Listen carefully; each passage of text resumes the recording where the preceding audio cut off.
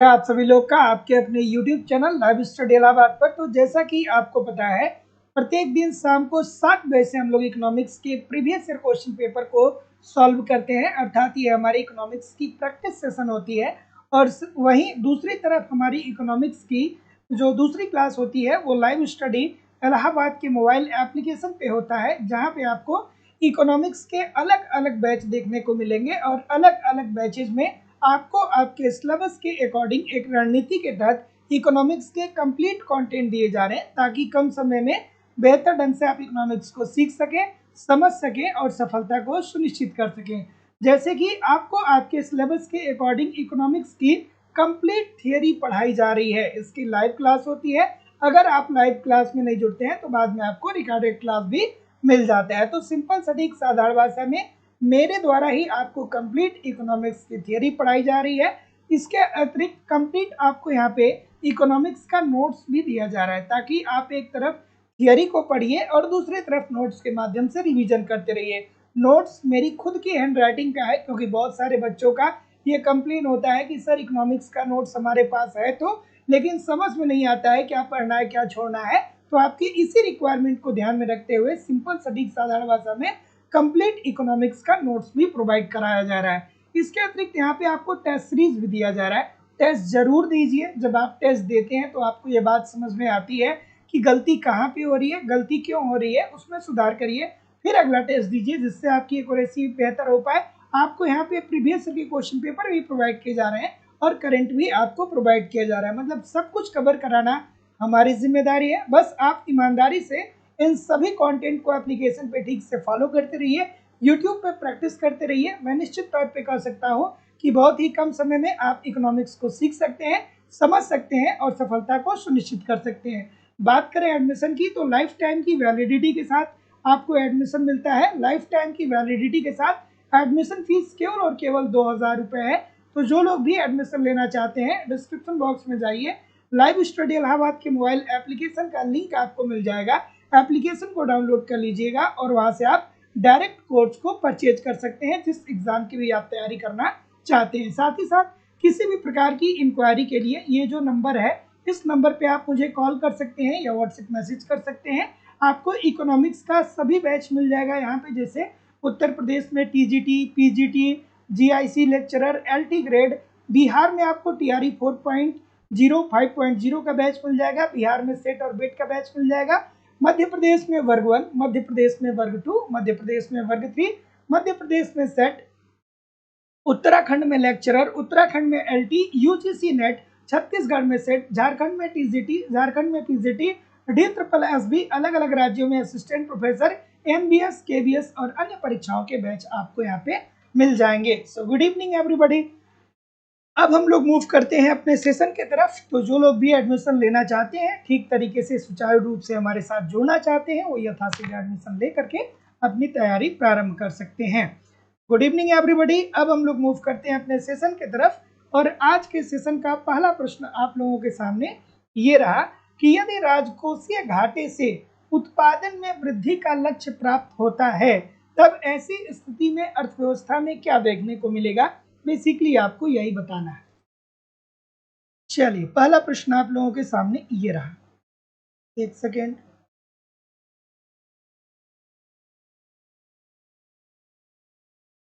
ठीक है, तो अब देखिए इजी सी बात है, यहाँ पे ध्यान से समझिएगा कि यदि राजकोषीय घाटे से उत्पादन में वृद्धि का लक्ष्य प्राप्त होता है, तो जब किसी भी अर्थव्यवस्था में, जब किसी अर्थव्यवस्था में उत्पादन बढ़ेगा तो क्या होगा। इजी सी बात है, जब उत्पादन बढ़ेगा तो इसका मतलब ये है कि उस अर्थव्यवस्था में वस्तु की मांग बहुत ज्यादा है। ठीक है, और जब मांग है तो उत्पादन बढ़ रहा है। जब उत्पादन बढ़ रहा है तो इसका मतलब ये है कि अर्थव्यवस्था में रोजगार बढ़ रहा है। अर्थव्यवस्था में क्या हो रहा है, रोजगार बढ़ रहा है। और जब रोजगार में वृद्धि हो रही है तो इसका मतलब ये हो जाएगा कि अब लोगों की आय में भी वृद्धि हो रही है। लोगों की आय में भी वृद्धि हो रही है। और जब आपकी इनकम बढ़ती है, जब आपकी आय में वृद्धि होती है, तो जाहिर सी बात है कि आपके बचत करने की क्षमता बढ़ जाती है। जब आपका आय बढ़ रहा है तो फिर आपके बचत करने की क्षमता क्या हो जाएगी, बढ़ जाएगी। सॉरी, बचत आपका क्या हो जाएगा, यहाँ पे बचत आपका बढ़ जाएगा। तो जितने लोग भी ऑप्शन नंबर ए बोल रहे हैं सभी लोग का उत्तर ठीक है कि यदि राजकोषीय घाटे से, राजकोषीय घाटे का मतलब कि सरकार जब अपने आय से ज्यादा अर्थव्यवस्था में व्यय करता है, ठीक है, तो कभी कभी ऐसा किया जाता है क्योंकि अर्थव्यवस्था में मंदी आई रहती है, तो सरकार ऐसा जानबूझ के करता है ताकि मांग और पूर्ति बढ़े। तो यही प्रश्न में पूछा जा रहा है कि यदि राजकोषीय घाटे से उत्पादन में वृद्धि होता है, तो उत्पादन में वृद्धि होगा तो इसका मतलब कि उत्पादन करने में श्रमिक भी तो लगेंगे, श्रमिक लगेंगे तो रोजगार बढ़ेगा, रोजगार बढ़ेगा तो उन्हें मजदूरी मिलेगी, आय मिलेगा, और जब आय मिलेगा तो उनके बचत करने की क्षमता में भी वृद्धि हो जाएगी। सो ऑप्शन नंबर ए जितने लोग भी बोल रहे हैं सभी लोग का उत्तर ठीक है। अगला प्रश्न है कि सरकार के घाटे में किस प्रकार से कमी की जा सकती है, सरकार के घाटे में किस प्रकार से कमी की जा सकती है, बेसिकली आपको बताना है। सरकार के घाटे में कमी की जा सकती है, किस तरीके से कमी की जा सकती है भाई, एक सेकेंड। सभी लोग एक बार वीडियो को लाइक कर दीजिए, शेयर कर दीजिए, और जो लोग भी चैनल पे नए हैं चैनल को सब्सक्राइब करके बेल आइकन को जरूर क्लिक कर दीजिए। हाँ,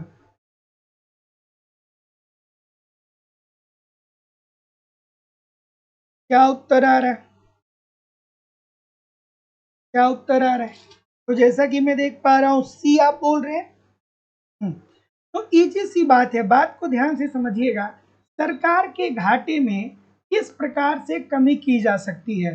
तो सरकार को घाटा कब होता है? सरकार को घाटा तभी होता है जब सरकार को जितना आय मिल रहा है उससे ज्यादा सरकार अर्थव्यवस्था में व्यय करे। और सरकार को आय कहाँ से प्राप्त होता है? तो सरकार को आय कर के माध्यम से प्राप्त होता है या ऋण के माध्यम से प्राप्त होता है। अब वो ऋण आंतरिक भी हो सकता है, बाह्य भी हो सकता है। और सरकार व्यय कहाँ पे करती है? शिक्षा पे, स्वास्थ्य पे, परिवहन पे, बिजली पे, इन हर जगह पे सरकार क्या करती है? व्यय करती है। तो अगर सरकार के घाटे में किस प्रकार की कमी की जाए, सॉरी, सरकार के घाटे में किस प्रकार से कमी की जाए ये आपसे पूछा जा रहा है, तो हमें कर की दर को बढ़ाना होगा, तभी तो सरकार को आय ज्यादा होगी। सरकार के आय को बढ़ाना है तो हमें कर की दर को बढ़ाना होगा, तो कर की दर में वृद्धि करनी होगी। और व्यय में कटौती करने से, अर्थात अब हमको क्या करना होगा? व्यय को कम करना होगा। कर को बढ़ाएंगे तो इससे सरकार को आय मिलेगा, और व्यय करेंगे तो सरकार का आय कम खर्च होगा। तो इस तरीके से सरकार के घाटे को पूरा किया जा सकता है। तो ऑप्शन नंबर सी, ए और बी दोनों सही है। अगला प्रश्न है, अप्रत्यक्ष करों की प्रकृति कैसी होती है? अप्रत्यक्ष कर की प्रकृति कैसी होती है? सभी लोग लाइक शेयर कर दीजिए। नैना यादव जी, अक्षय जी, सुनीता जी, सर्वेश जी, राजन जी, शक्ति जी, राकेश जी, नौसाद अली जी, हरीश जी, अरुधत्ती देवी जी, गुंजन मौर्य जी, सभी लोगों से निवेदन है एक बार वीडियो को लाइक और शेयर कर दिया करिए, चाहे आप ऑफलाइन क्लास पढ़ रहे हो चाहे ऑफलाइन। आज के सेशन में बहुत मजा आने वाला है, पूरा सेशन आराम से देखिएगा।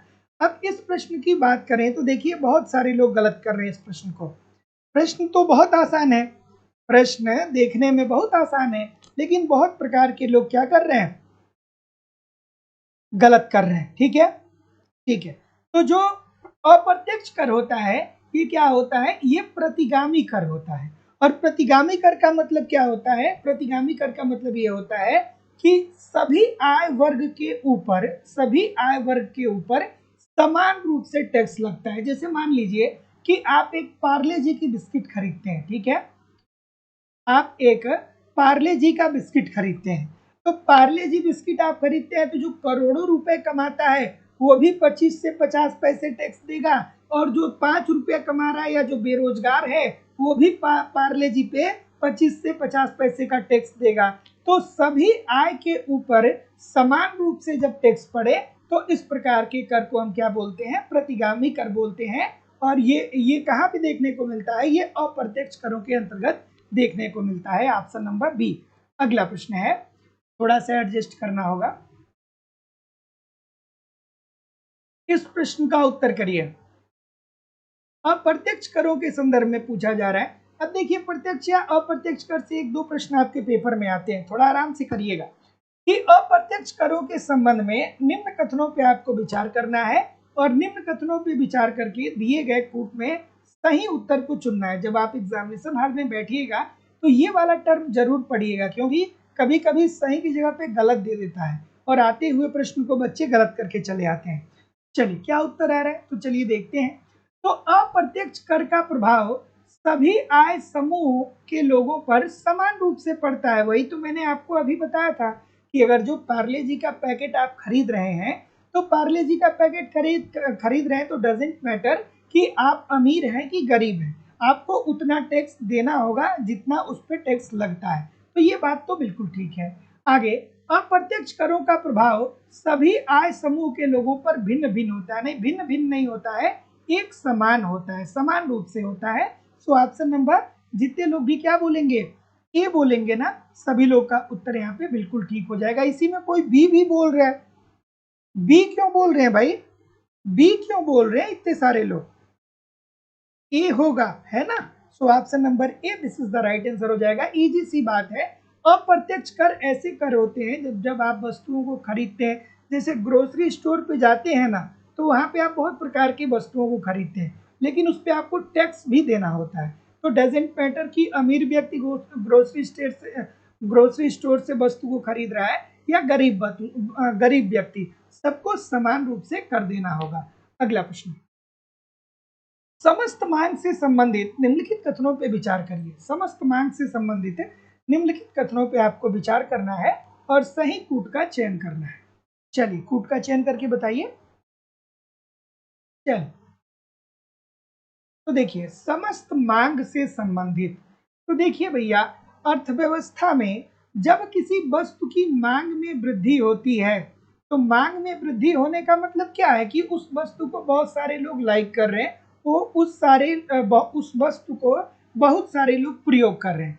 तो जब मांग बढ़ेगी और मांग के अनुसार उत्पादन नहीं बढ़ पाएगा, तो वस्तु की कीमत, उत्पादन अर्थात पूर्ति में वृद्धि नहीं होगा, तो वस्तु की कीमत में ऑटोमेटिकली वृद्धि हो जाएगी। जैसा कि मैं आपको बताता हूँ कि जैसे कोविड के समय में आपने देखा कि जो कीवी फल अमूमन आपको मार्केट में 10 रुपए का मिल जाता है, वो कोविड के समय में 50 रुपए का, 100 रुपए का एक एक बिक रहा था। इसका मतलब कि जब अर्थव्यवस्था में वस्तु की मांग में वृद्धि होती है, किसी वस्तु की मांग बढ़ती है, तो उसकी कीमत ऑटोमेटिकली बढ़ जाएगी। इजी सी बात है।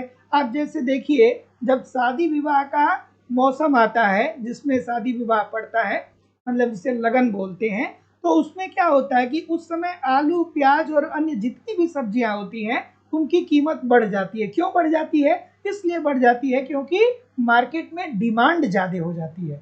ठीक है, तो ये बात तो आपकी बिल्कुल सही है।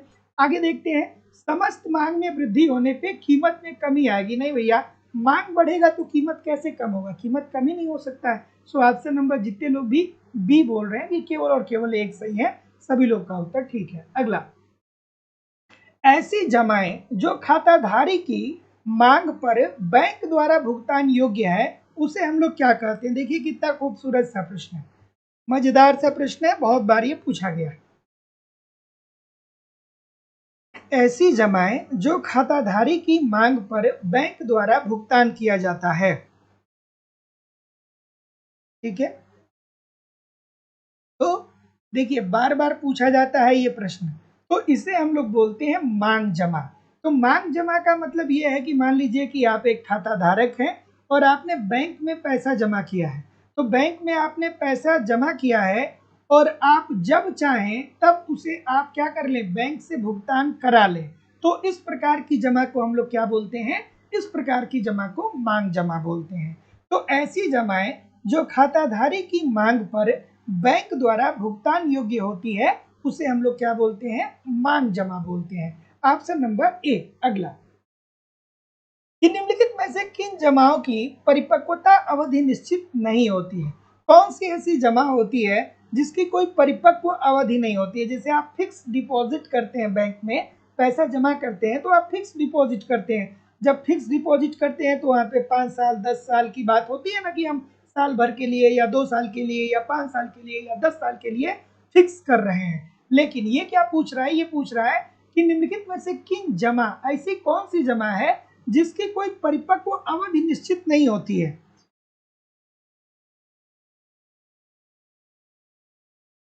ठीक है, क्या बोल रहे हैं? फिर से ए बोल रहे हैं, फिर से ए बोल रहे हैं। ये यहाँ पे परिपक्व अवधि की बात कर रहा है, बहुत सारे लोग गलत कर रहे हैं। ठीक है। तो इसे हम लोग अवधि जमा कहते हैं और इसका भुगतान चेक से नहीं होता है। ध्यान रखिएगा, एक बार पूछा गया था। इसका भुगतान चेक से नहीं होता है। ठीक है, तो ध्यान रखिएगा कि जो अवधि जमा होती है इसकी कोई परिपक्व अवधि निश्चित नहीं होती है और इसका भुगतान चेक से नहीं किया जाता है। सो ऑप्शन नंबर, जितने लोग भी सी बोल रहे हैं सभी लोग का उत्तर यहाँ पे बिल्कुल ठीक हो जाएगा। ये क्या पूछ रहा है यार, एक सेकेंड रुक जाइएगा। ये क्या पूछ रहा है कि निम्नलिखित में से किन जमाओं की परिपक्व अवधि निश्चित होती है। ठीक है, ठीक है, मैं एक बार नहीं बोल दिया हूं। ठीक है, करेक्ट करेक्ट कर लीजिएगा। किसकी अवधि परिपक्व होती है, तो वो होती है अवधि जमा। लेकिन अवधि जमा को हम लोग क्या करते हैं, चेक के माध्यम से इसका भुगतान नहीं किया जाता है। अगला प्रश्न। हाँ हाँ ठीक है, मैं नहीं, थोड़ा सा मिस्टेक कर दिया। ठीक है, ठीक, चलिए आगे बढ़ते हैं कि निम्नलिखित कथनों पर विचार करिए तथा नीचे दिए गए कूट में से सही विकल्प का चयन करिए। बताइए। सभी लोग वीडियो को लाइक शेयर कर दिया करिए। अगर जो आप चैनल पे नए हैं तो चैनल को सब्सक्राइब कर लीजिए। डिस्क्रिप्शन बॉक्स में जाइए, एप्लीकेशन का लिंक है, उसे आप जरूर डाउनलोड कर लीजिए। व्हाट्सएप ग्रुप का लिंक है, उसे भी आप ज्वाइन कर लीजिए। टेलीग्राम ग्रुप का लिंक है, उसे भी आप ज्वाइन कर लीजिए ताकि आपको सारी नोटिफिकेशन मिलती रहे। ठीक है, ठीक, कि निम्नलिखित कथनों पे विचार करिए और विचार करके सही उत्तर का आपको चयन करना है। तो देखिए, पहला कथन ये बताया जा रहा है यहाँ पे कि भारत में करेंसी नोटों का निर्गमन भारतीय रिजर्व बैंक द्वारा किया जाता है। इजी सी बात है भैया, ये तो बात सही है ना कि नोटों का निर्गमन भारत में कौन करता है, तो हमारे देश का केंद्रीय बैंक। हमारे देश का केंद्रीय बैंक कौन है, आरबीआई है। अर्थात नोटों को छापने का काम कौन करता है, तो आरबीआई करता है। और तो इस तरीके से भारत में करेंसी नोटों का निर्गमन भारतीय रिजर्व बैंक करता है। There is no doubt. ठीक है, आगे बढ़ते हैं कि करेंसी नोट एवं सिक्के को वैधानिक पत्र कहा जाता है। ये बार बार पूछा जाता है कि वैधानिक मुद्रा या वैधानिक पत्र क्या होता है। तो वैधानिक मुद्रा या वैधानिक पत्र ऐसी मुद्राएं होती हैं जो सरकार के स्वीकृति के आधार पर चलती हैं। जैसे कि नोट हो गया और सिक्के हो गए। अगर जो आप किसी को नोट व सिक्का देंगे और वो लेने से इनकार करे तो आप उसके खिलाफ हो सकते हैं। तो ऑप्शन नंबर, जितने लोग भी क्या बोल रहे हैं, सी बोल रहे हैं कि सर एक और दो दोनों ठीक है। सभी लोग का उत्तर बिल्कुल ठीक है। तो ध्यान रखिएगा कि भारत में नोट की छपाई कौन करेगा, आरबीआई करता है, अर्थात नोट का निर्गमन करता है।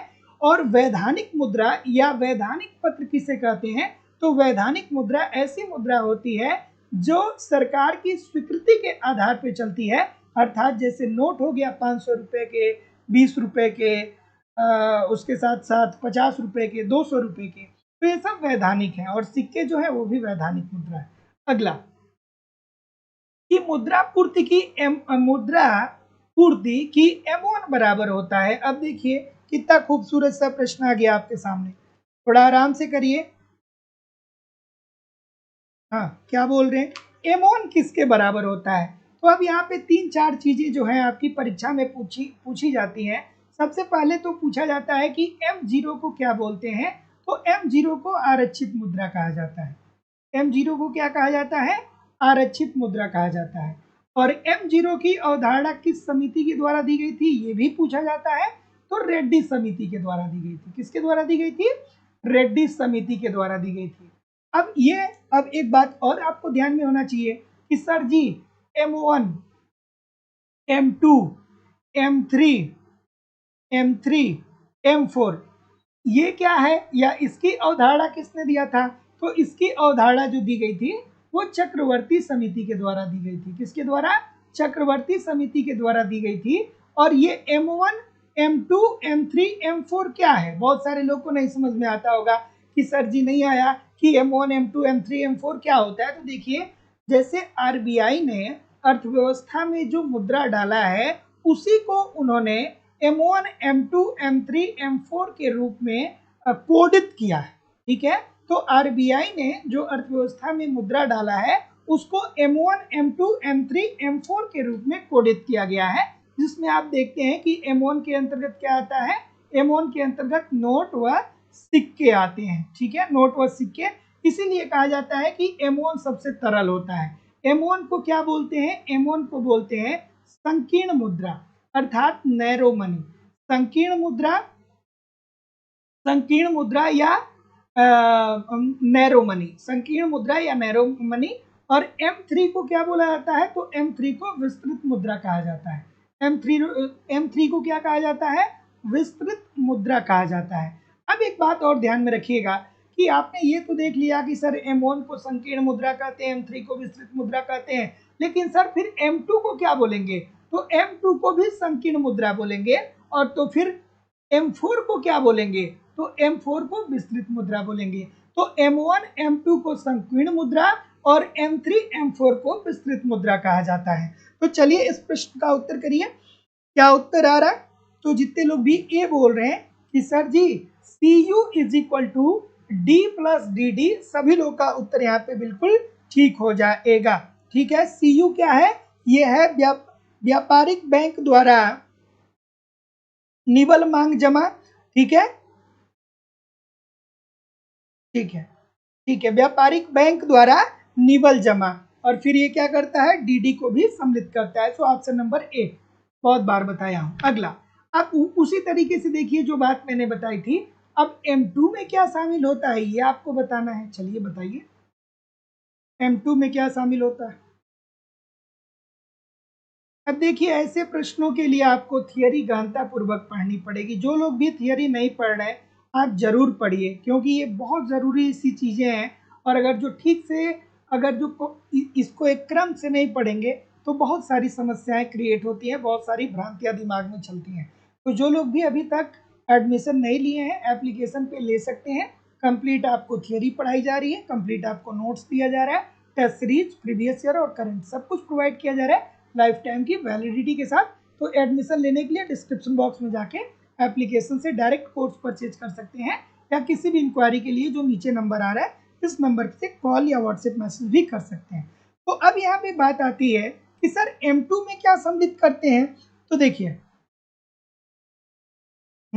M2 में क्या सम्मिलित करते हैं, तो जो M1 में सम्मिलित होता है ना, अर्थात M1 में नोट व सिक्के आते हैं, अब M2 में क्या आ जाता है, M1 अर्थात नोट व सिक्के प्लस डाकघर बचत बैंक में बचत जमाएं भी आती हैं। सो option number A this is the right answer हो जाएगा। अगला प्रश्न कि मुद्रा पूर्ति की वैकल्पिक माप M3 में शामिल किया जाता है। तो जैसे M1 में पूछा, M2 में पूछा, अब M3 भी बता दीजिए।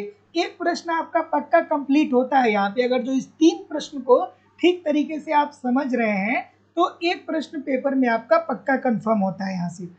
चलिए, तो अब M3 में क्या सम्मिलित करते हैं, जिसे हम लोग विस्तृत मुद्रा कहते हैं।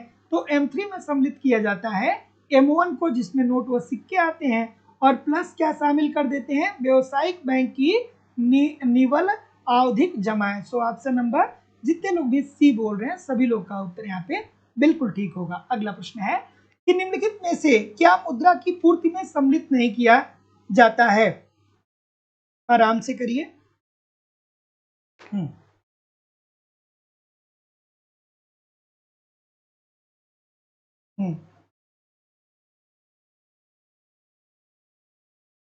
ठीक, तो देखिए निम्नलिखित में से क्या मुद्रा की पूर्ति में सम्मिलित नहीं किया जाता है। तो मुद्रा की पूर्ति में किसको सम्मिलित नहीं करेंगे, तो मुद्रा की पूर्ति में अंतरण बैंक जमा को सम्मिलित नहीं किया जाता है। अब आपके दिमाग में आ रहा होगा कि सर अंतरण बैंक जमा क्या होता है।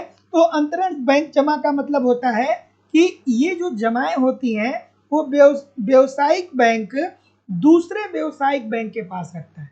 ऐसी जमाएं जो एक व्यवसायिक बैंक दूसरे व्यवसायिक बैंक के पास रखे, उसे ही हम लोग क्या बोलते हैं, अंतर बैंक जमा। अर्थात एक बैंक अपनी जमा को दूसरे बैंक के पास अगर जो रखे तो उसे अंतर बैंक जमा बोलेंगे, और इसे मुद्रा की पूर्ति में शामिल नहीं किया जाता है। ठीक है, ऑप्शन नंबर सी। अगला है कि नीचे दिए गए तथ्यों के विचार करते हुए सही कूट का चयन करिए और मुद्रा की वैकल्पिक माप M1 स्वयं व्यवहार के लिए सबसे तरल होता है, क्या ये बात सही है? और M1 और M2 को संकुचित मुद्रा कहते हैं। चलिए आराम से बताइए, देखिए कितना प्यारा सा प्रश्न है, बताइए भाई। देखिए इन इन इन प्रश्नों से क्या करिए कि एक लगाव लाना सीखिए, है ना, इन प्रश्नों से लगाव रखिए, क्योंकि अल्टीमेटली जिंदगी में यही आपको सब कुछ दिलाएंगे, यही आपको नौकरी दिलाएंगे, यही आपको सैलरी दिलाएंगे, यही आपको सम्मान दिलाएंगे, यही आपको मान दिलाएंगे, सारी चीजें यही दिलाएंगे। तो प्रश्न जब भी आते हैं तो मैं देखता हूँ बहुत सारे बच्चे ऐसे होते हैं जो टेढ़ा मेढ़ा थोड़ा सा प्रश्न आता है तो वो फिर परेशान होने लगते हैं। ऐसा बिल्कुल नहीं है, ये अपने ही प्रश्न है और यही प्रश्न आपके भविष्य को उज्जवल करने वाले हैं। तो खूब कंसंट्रेट होके बिल्कुल फोकस होकर के प्रश्न को अटेम्प्ट करिए। क्या उत्तर आ रहा है? Option number. तो अभी मैं कुछ देर पहले आप लोगों को ये बात बता ही रहा था कि देखिए भैया M1 को और M2 को संयुक्त रूप से हम लोग क्या बोलते हैं? संकीर्ण मुद्रा बोलते हैं। आप इधर अगर जो आप किसी बुक में या कहीं और देख रहे हैं तो वहां पे अमूमन दे देता है कि M1 संकीर्ण मुद्रा है, लेकिन M2 के बारे में डिस्क्राइब नहीं करता है। तो M1 और M2 दोनों को संकीर्ण मुद्रा कहा जाता है। और संकीर्ण मुद्रा मतलब संकुचित मुद्रा, संकीर्ण मुद्रा मतलब संकुचित मुद्रा या नैरो मनी। और क्या पूछ रहा है? M1 सबसे तरल है, बिल्कुल ठीक है। M1 में क्या आता है? M1 के अंतर्गत नोट व सिक्के आते हैं, नोट और प्लस सिक्के आते हैं। और तरलता का मतलब क्या होता है? तरलता का मतलब ये सबसे ज्यादा तरलता का मतलब क्या होगा? तो तरलता का मतलब ये होता है कि जिसके अंतर्गत जिन मुद्राओं के अंतर्गत तीव्र चलन वेग हो। जैसे मान लीजिए कि आप 100 रुपए की नोट लेकर के मार्केट में आलू खरीदने जाते हैं, तो आपने दुकानदार आलू वाले को 100 रुपए दिया, आलू खरीद के आप तो घर आ गए, लेकिन वो क्या करेगा कि 100 रुपए की नोट को अलग अलग लोगों को या एक व्यक्ति दूसरे को देगा, दूसरा तीसरे को देगा। तो नोट जो होता है वो सबसे ज्यादा तरल होता है, क्योंकि इसमें शीघ्र शीघ्र पलायन की क्षमता देखने को मिलती है। और सबसे कम तरल पूछा जाता है कि सबसे कम तरल क्या होता है, तो M4 होता है, जिसमें क्या आता है? अचल संपत्ति आता है। M4 सबसे कम तरल होता है और ये अचल संपत्ति आता है, मतलब जो आपकी चल संपत्ति नहीं, अचल संपत्ति है। जब आप संपत्ति को बेचेंगे तब ना पैसा आपके पास आएगा। So option number C. अगला है कि लोगों द्वारा करेंसी में धारित मुद्रा और बैंक जमा के रूप में धारित मुद्रा के अनुपात को कहते हैं।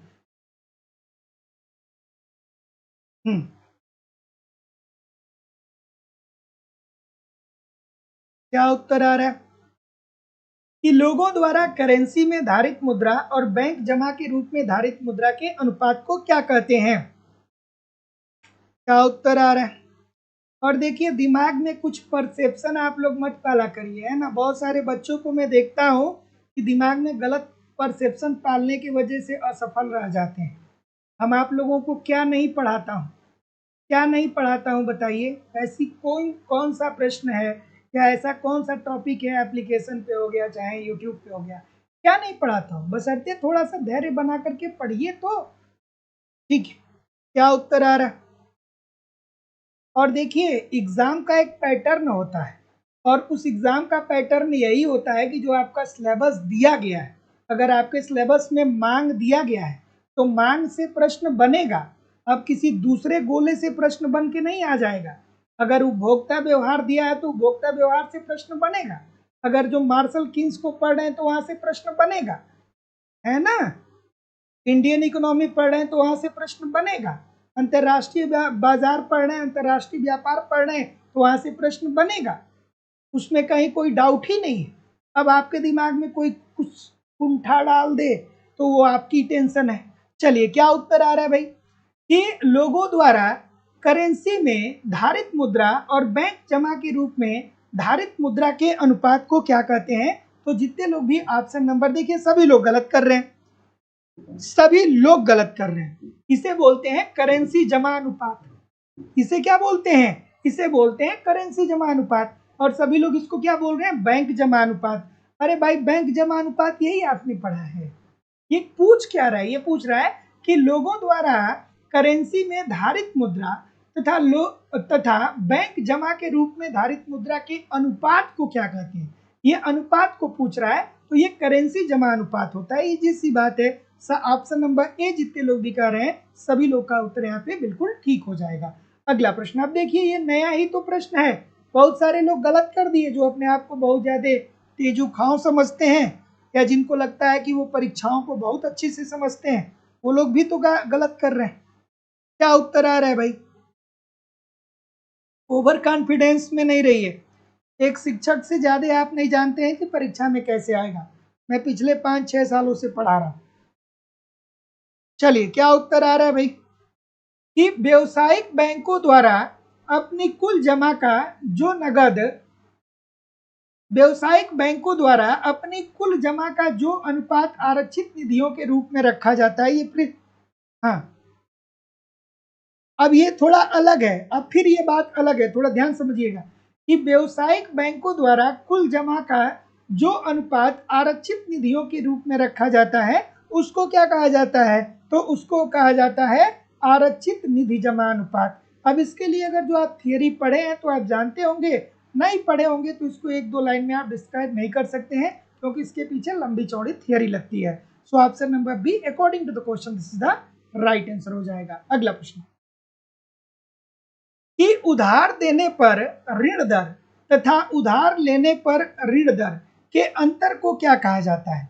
जब आप किसी को उधार देते हैं तो भी ऋण दर लगता है। जैसे मान लीजिए कि राम है, राम ने क्या किया, श्याम को ऋण दिया, राम ने श्याम को ऋण दिया, तो इसे हम लोग इस पे जो ऋण दर लगेगा इस पे जो ऋण दर लगेगा और जो उधार लेने पर ऋण दर लगता है उसके बीच के अंतर को क्या कहा जाता है, ये पूछा जा रहा है। तो बताइए, सब हवा में तीर चला रहे हैं पढ़ा है या कि बस ऐसे ही ABCD, कोई ना कोई तो सही होगा ही होगा। हाँ पढ़ा है कि बस भगवान भरोसे क्या उत्तर आ रहा है, बिल्कुल ठीक है। तो जितने लोग भी तुक्का मार रहे हैं सब गलत कर रहे हैं, जितने भी ए बोलेंगे सब सही बोलेंगे।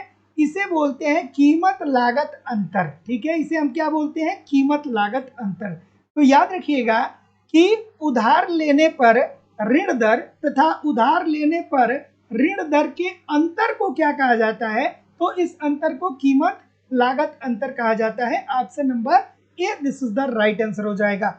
अगला प्रश्न, अगला है कि निम्नलिखित कथनों पे विचार करिए और विचार करके सही कूट का चयन करिए। चलिए भाई सही कूट का चयन करिए।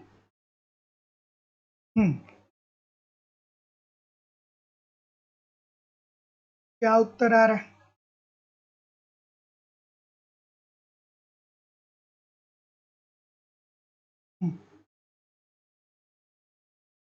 सही कूट का चयन करिए।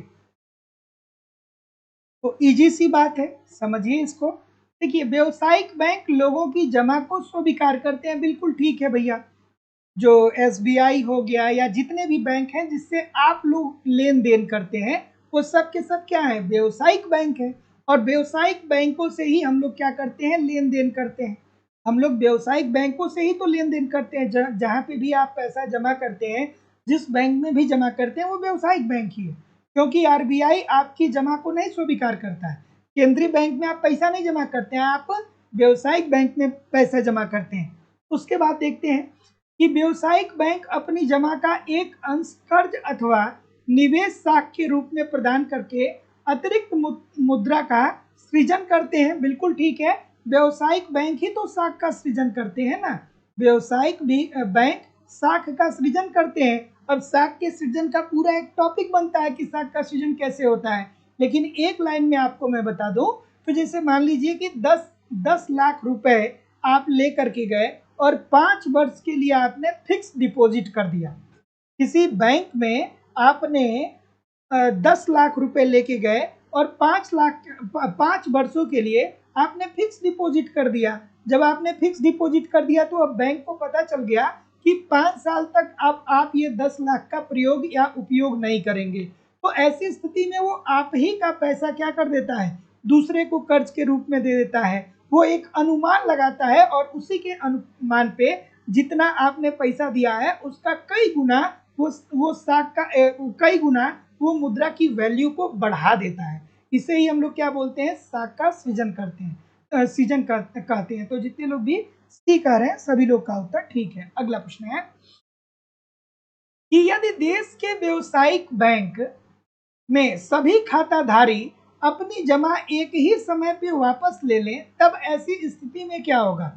जैसे मान लीजिए कि हम लोग जितने लोग हैं, जिन लोगों ने भी एसबीआई में या एचडीएफसी में या केनरा बैंक में या देना बैंक में या इलाहाबाद बैंक में जितने लोगों ने पैसा जमा किया है, सभी लोग एक साथ अगर जो पैसे को बाहर निकाल लेंगे तो उसे क्या कहा, तब ऐसी स्थिति में क्या होगा बताइए।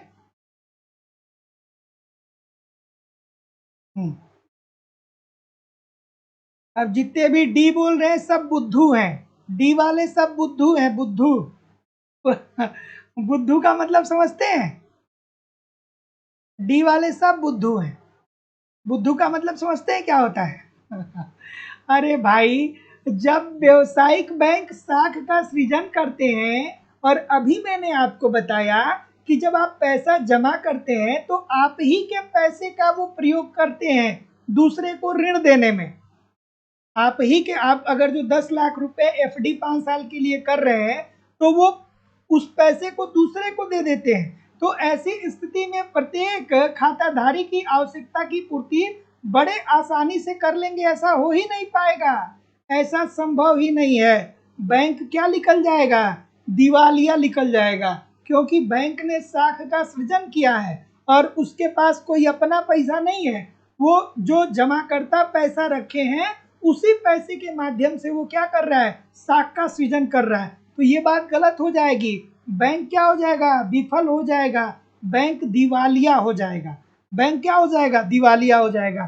तो ऑप्शन नंबर जितने लोग भी बोल रहे हैं सभी लोग का उत्तर यहाँ पे बिल्कुल ठीक हो जाएगा।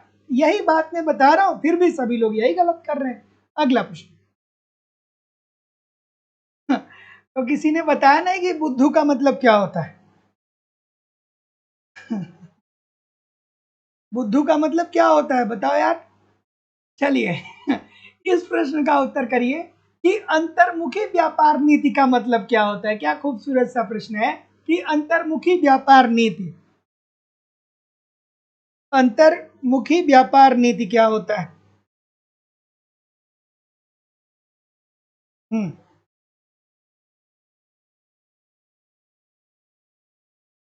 अंतर्मुखी व्यापार नीति क्या होता है भाई।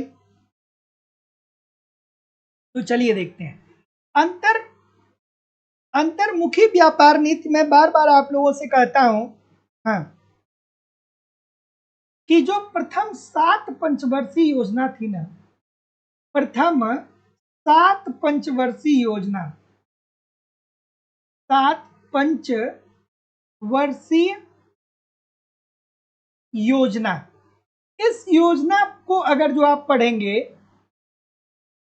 इस योजना को आप पढ़ेंगे और बाद के योजना को, जैसे पहली से 7वीं पंचवर्षीय योजना पढ़ेंगे और फिर 8वीं से 12वीं पंचवर्षीय योजना पढ़ेंगे, तो देखेंगे कि सब में अलग अलग लक्ष्य है। जैसे देखिए, प्रथम 7 पंचवर्षीय योजना जो चली थी ना, उस समय सरकार को ये लगता था कि भारत में गरीबी और बेरोजगारी कोई बड़ी समस्या नहीं है, हम लोगों को आत्मनिर्भर बनने की जरूरत है। हमको क्या करना चाहिए, हमें आत्मनिर्भर बनना चाहिए, हमें अपने देश में कृषि का विकास करना चाहिए, हमें अपने देश में उद्योग का विकास करना चाहिए। तो स्टार्टिंग के जो 7 पंचवर्षीय योजना थे, इसमें कृषि और उद्योगों के विकास पे बल दिया गया, लेकिन सरकार ये सोचती थी कि गरीबी ऑटोमेटिक खत्म हो जाएगी, बेरोजगारी ऑटोमेटिक खत्म हो जाएगी।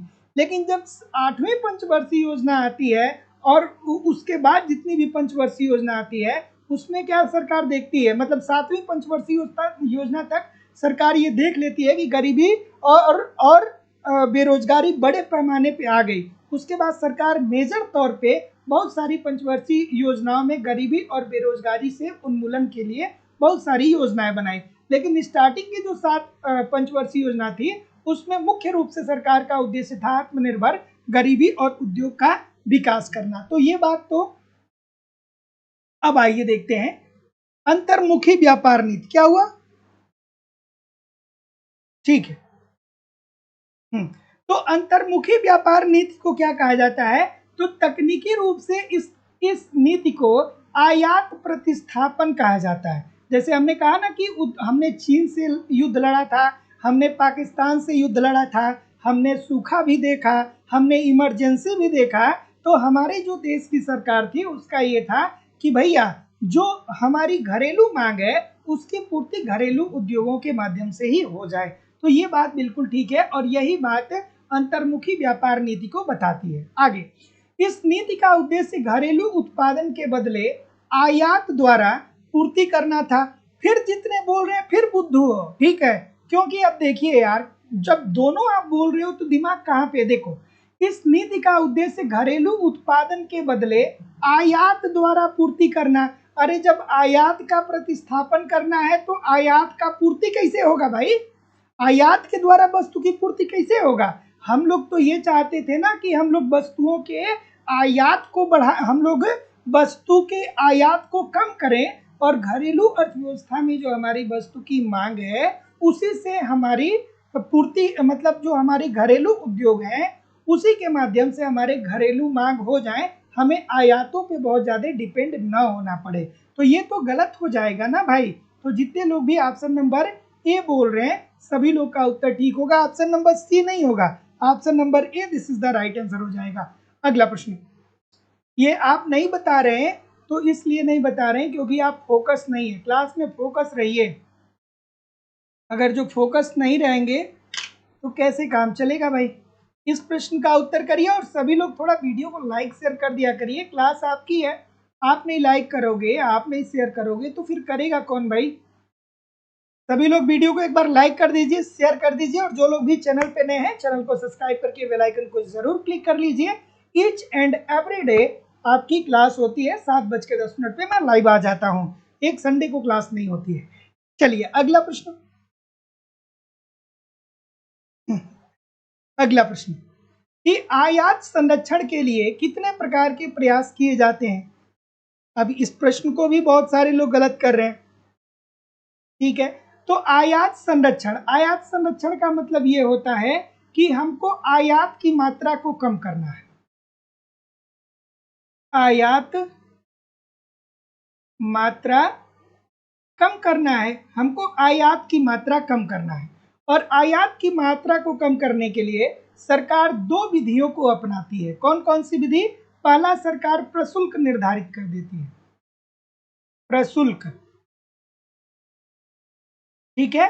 प्रशुल्क क्या होता है, प्रशुल्क मतलब जो आयातित निर्यातित वस्तुएं होती हैं उस पर जो टैक्स लगता है, ठीक है, तो प्रशुल्क हो गया।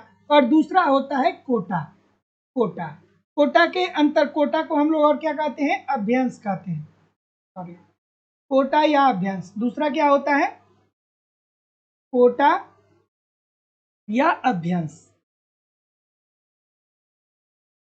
ठीक है।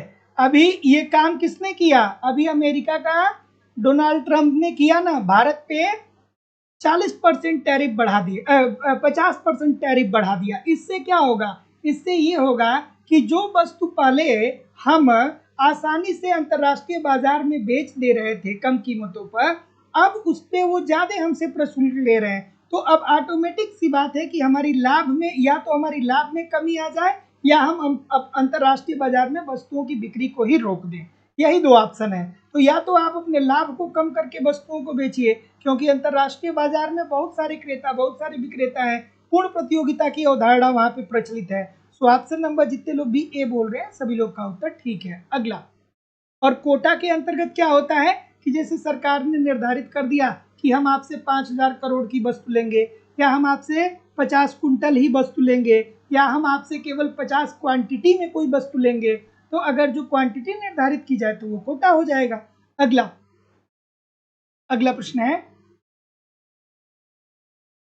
कि आज के विश्व में आम सहमति है कि केवल आर्थिक विकास ही सब कुछ नहीं है तथा सकल घरेलू उत्पाद ही समाज की प्रगति का एकमात्र अनिवार्य सूचक नहीं है।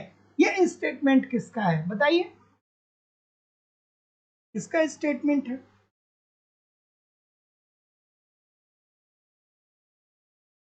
ऑप्शन नंबर, तो जितने लोग भी क्या बोल रहे हैं?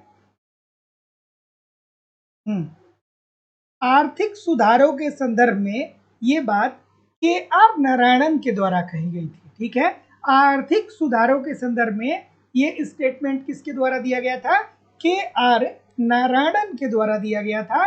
उन्होंने कहा था कि आज के विश्व में आम सहमति है कि केवल आर्थिक विकास ही सब कुछ नहीं है तथा सकल घरेलू उत्पाद ही समाज की प्रगति का एकमात्र अनिवार्य सूचक नहीं है। मतलब ये सभी लोग कहते हैं, विश्व में सभी लोग कहते हैं कि केवल अगर जो आपकी अर्थव्यवस्था में सकल घरेलू उत्पाद बढ़ जाए तो आप नहीं कह सकते हैं कि आपके समाज की प्रगति हुई है। ये बात बिल्कुल ठीक भी है।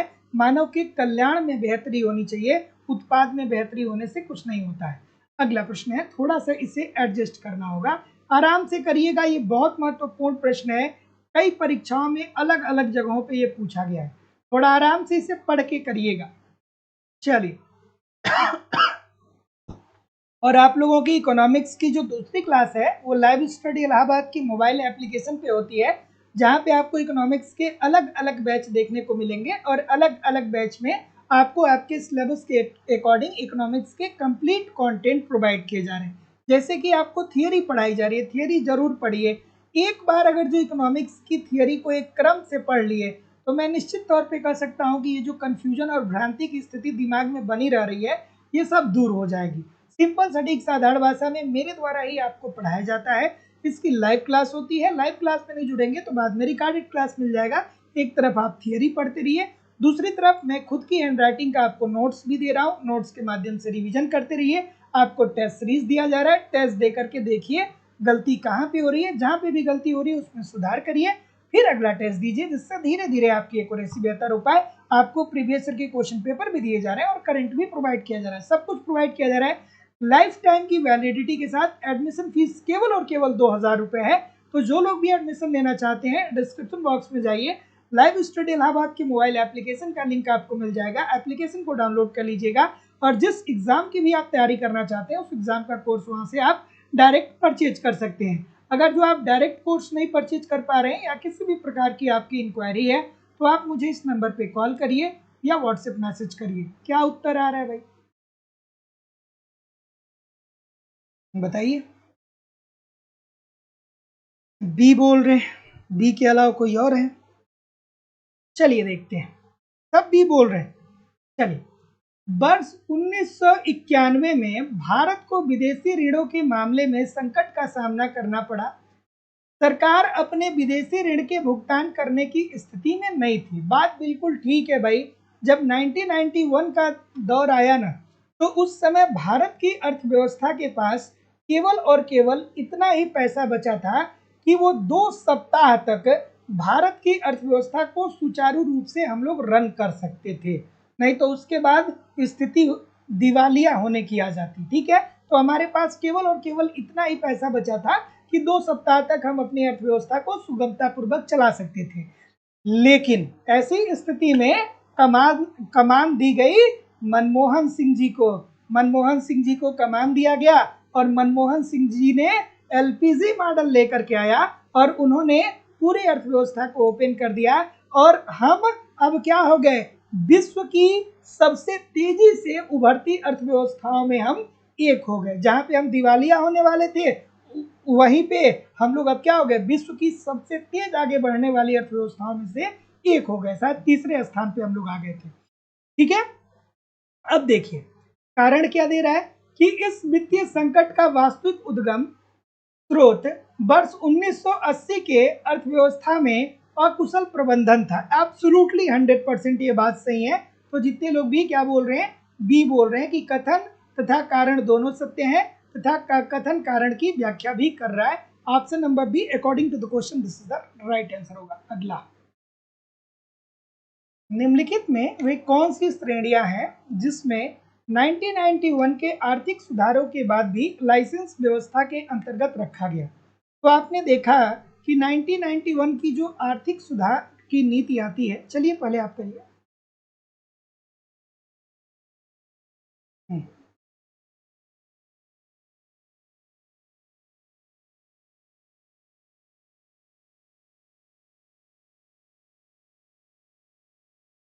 ठीक है। तो जब 1991 का जो आर्थिक सुधार आता है, तो उसमें अब हमारी सरकार ये कहती है या ये डिसीजन लेती है कि केवल 6 उद्योग ऐसे होंगे जिसकी स्थापना के लिए आपको सरकार से लाइसेंस लेने की जरूरत होगी।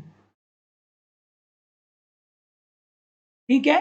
बाकी अब आपको कपड़ा उत्पादन करना है या अन्य प्रकार की जो चीजें अन्य प्रकार की ऐसी चीजें जिसकी घरेलू अर्थव्यवस्था में मांग है, उसका आप उत्पादन कर सकते हैं। उसके लिए सरकार अब आपको किसी प्रकार का कोई लाइसेंस नहीं बनवाना पड़ेगा।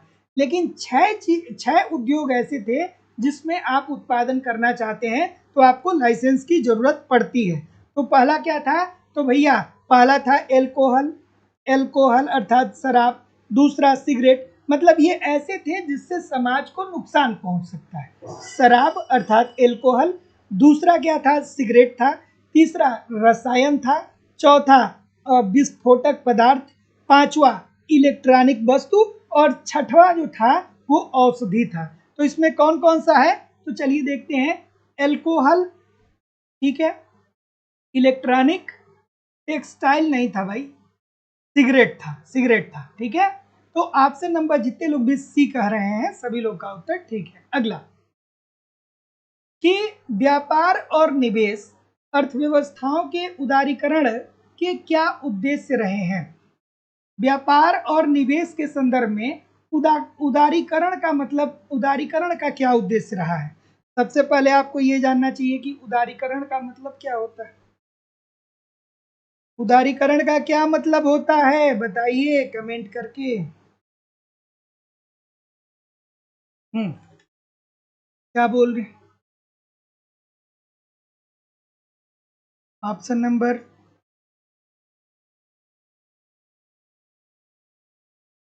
ठीक, सी बोल रहे हैं। और कोई?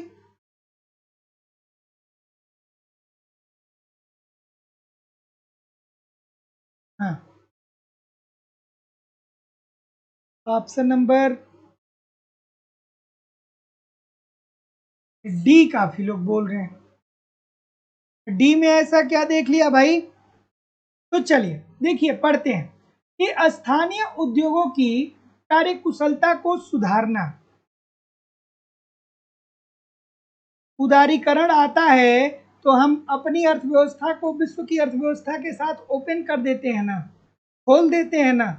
जब एलपीजी मॉडल आता है तो हम अपनी अर्थव्यवस्था को विश्व की अर्थव्यवस्थाओं के साथ ओपन करते हैं कि नहीं करते? बहुत गलतियां आ रही है। कोई कह रहा है मे बी डी।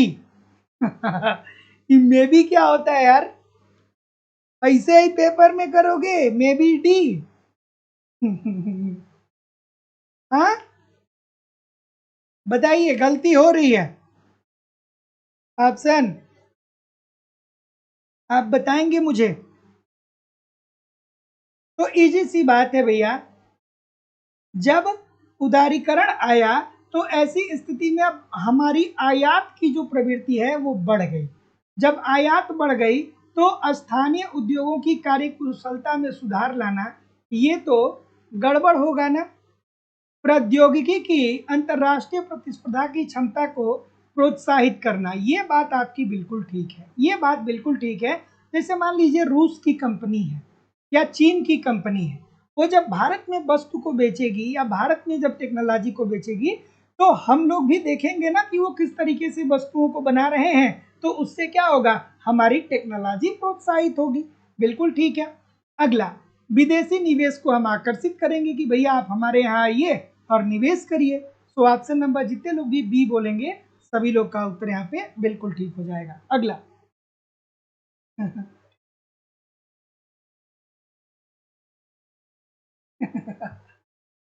कोई कह रहा है पेपर में हमको लेके चलेंगे। चलिए इस प्रश्न का उत्तर करिए।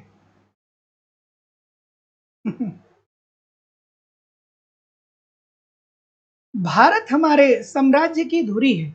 यदि हमारे साम्राज्य का कोई राज्य अलग हो जाता है तो हम जीवित नहीं रह सकते हैं। यदि हम भारत को खो देते हैं तो हमारे साम्राज्य का सूर्य अस्त हो जाएगा।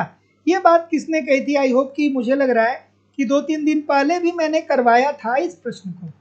करवाया था कि नहीं? क्या उत्तर आ रहा है?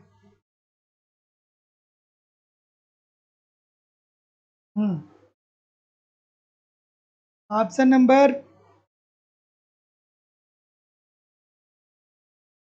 तो जितने लोग भी क्या बोल रहे हैं?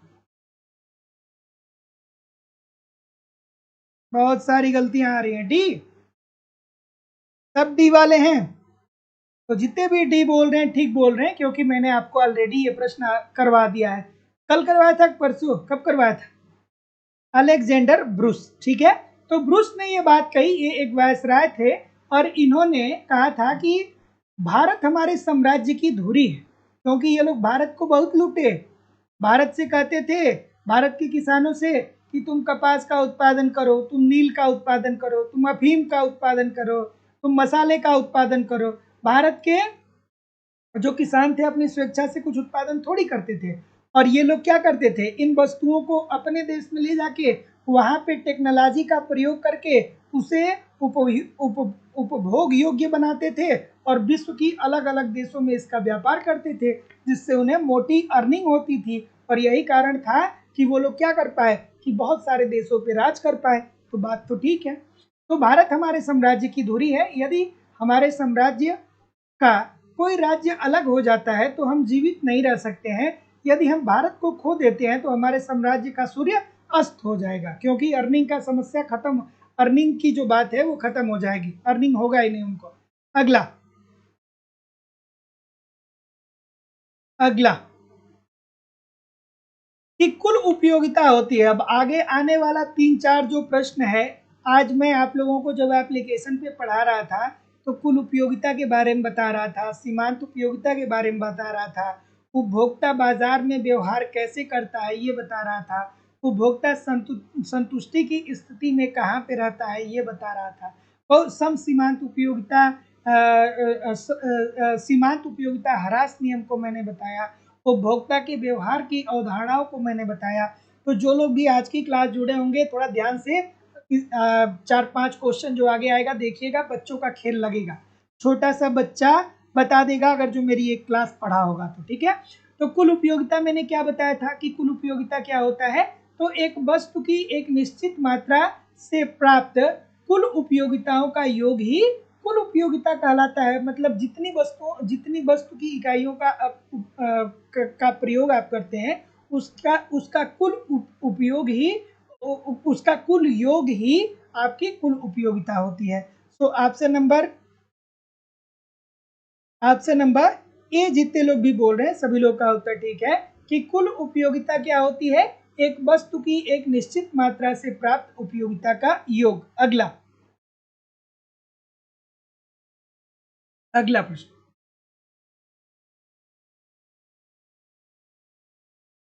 चलिए कुल उपयोगिता से संबंधित है। कुल उपयोगिता से क्या संबंधित है भाई, बताइए। कुल उपयोगिता से संबंधित है। कुल उपयोगिता से क्या संबंधित है, अभी मैंने बताया आपको। चलिए तो देखते हैं कुल उपयोगिता से। अब ये जितने भी हैं सब थियोरेटिकल क्वेश्चन है, एक बार पढ़ेंगे थियरी सब कवर हो जाएंगे। कुल उपयोगिता क्या होती है, तो कुल उपयोगिता एक वस्तु की एक निश्चित मात्रा से प्राप्त उपयोगिता का योग होता है। सेम टू सेम लाइन मैंने लिखवाया है आज आप लोगों को। जो किसी वस्तु की दी गई मात्रा को उपयोग करने से प्राप्त होता है, इजी सी बात है। अगला, कुल उपयोगिता वस्तु की उपयोग की गई मात्रा पर निर्भर करेगा। बिल्कुल ठीक है, जितना ज्यादा वस्तुओं का उपभोग करेंगे उतनी ज्यादा उपयोगिता आपकी होगी, कम करेंगे कम उपयोगिता होगी, इजी सी बात है। तो जितने लोग भी सी कर रहे हैं कि सर ए और बी दोनों ठीक होगा, सभी लोग का उत्तर ठीक है। इतने सारे लोग आप लोग क्लास देख रहे हो, फिर भी लाइक और शेयर की संख्या बहुत कम है। सभी लोग एक बार वीडियो को लाइक कर दो यार, शेयर कर दीजिए। चलिए इस प्रश्न का उत्तर करिए। बच्चों वाला प्रश्न है कि कुल उपयोगिता में वह परिवर्तन जो किसी एक अतिरिक्त इकाई के उपभोग से होता है कहलाता है। बताइए। और जो लोग भी एप्लीकेशन पे कोर्स परचेज कर रहे हैं उसका स्क्रीनशॉट आप इस व्हाट्सएप नंबर पे जरूर भेज दीजिएगा, क्योंकि फिर आपको सिस्टमेटिक वे से बैच में ऐड भी कराना होगा। और किसी को भी किसी भी प्रकार की दिक्कत आ रही है तो ज़रूर मुझे कॉल कर लीजिए, मैसेज कर लीजिए, क्योंकि बहुत सारे लोगों का कॉल मैसेज मुझे आता रहता है। तो अगर आपकी समस्या कहने के बावजूद भी नहीं सॉल्व हो पाई है, कोई दिक्कत आ रही है, तो आप तब तक कॉल करिए भैया जब तक आपका प्रॉब्लम सॉल्व ना हो। क्योंकि होता क्या है कि कई लोग at the same time call करते हैं, तो उससे कभी कभी एक दो बच्चे छूट जाते हैं जिनकी समस्या को आदमी सॉर्ट आउट नहीं कर पाता है। तो कभी भी अगर जो आपके साथ ऐसा होता है तो आप मुझे थोड़ा सा कॉल मैसेज रेगुलर कर लिया करिए, एक दो दिन करेंगे तो हो जाएगा, क्योंकि बहुत सारे लोगों का कॉल मैसेज मिलता है मुझे। चलिए क्या उत्तर आ रहा है कि कुल उपयोगिता में वह परिवर्तन जो किसी एक अतिरिक्त इकाई के उपभोग से होता है वो क्या कहलाता है। तो अभी मैंने आपको बताया सीमांत उपयोगिता। सीमांत उपयोगिता क्या होता है? सीमांत उपयोगिता का मतलब यही तो होता है ना कि एक अतिरिक्त इकाई के उपभोग से, या अगर जो अपने उपभोग में आप एक अतिरिक्त इकाई को बढ़ा रहे हैं तो उससे मिलने वाली जो आपकी जो कुल उपयोगिता में परिवर्तन होता है उसे ही आप क्या बोलते हैं? सीमांत उपयोगिता बोलते हैं। तो ऑप्शन नंबर सी। अगला, उपयोगिता से संबंधित निम्नलिखित कथनों पर विचार करिए और सही कूट का चयन करिए। चलिए, विकास कुमार मिश्रा जी, शुभांकर कश्यप जी, रेशम जी, शत्रुघ्न प्रसाद जी, चंद्रबली प्रजापति जी, रेहान जी, वृष्टि शर्मा जी, राजकुमार जी, शिवानी श्रीवास्तव जी, प्रदीप मौर्य जी, ममता शर्मा जी, शक्ति जी, ललिता साके जी, राजकुमार प्रजापति जी, भगवंती जी, श्रेया गुप्ता जी, अरुंधति जी, गुंजन मौर्य जी, शुभांकर कश्यप जी। क्या उत्तर आ रहा है बताइए। ऑप्शन नंबर ए बोल रहे हैं कि सी बोल रहे हैं? चलिए देखते हैं। अभी जितने भी सी बोल रहे हैं ना सब बुद्धू हैं। बुद्धू क्यों बुद्धू हैं? क्यों बुद्धू हैं? देखिए ध्यान समझिएगा। सीमांत उपयोगिता सीमांत उपयोगिता कुल उपयोगिता में वह परिवर्तन है जो वस्तु की एक अतिरिक्त इकाई के उपभोग से प्राप्त होता है। देयर इज नो डाउट, बात तो 100% आपकी ठीक है। और कुल उपयोगिता में वह परिवर्तन जो वस्तु की एक अतिरिक्त इकाई के उपभोग से प्राप्त होता है वो वस्तु की कुल उपयोगिता नहीं होती है सर, वो तो वस्तु की सीमांत उपयोगिता होती है ना। वो वस्तु की क्या होती है? सीमांत उपयोगिता होती है। तो ये तो बात गलत हो जाएगी। सी वाले जितने भी है सब गलत होंगे, ए वाले जितने हैं सब सही होंगे। सो option number A this is the right answer हो जाएगा। फोकस फोकस और फोकस, जिंदगी में फोकस बहुत जरूरी है। एक बार फोकस इधर उधर किए क्या होगा जिंदगी में? क्या होगा? क्या होगा भाई? फोकस होके काम नहीं करेंगे तो क्या होगा? गलती होगा, और गलतियां सफलता में बाधा बनती है। तो कभी भी ऐसा कोई काम ना करिए जो आपकी सफलता में बाधा बने। क्या उत्तर आ रहा है बताइए।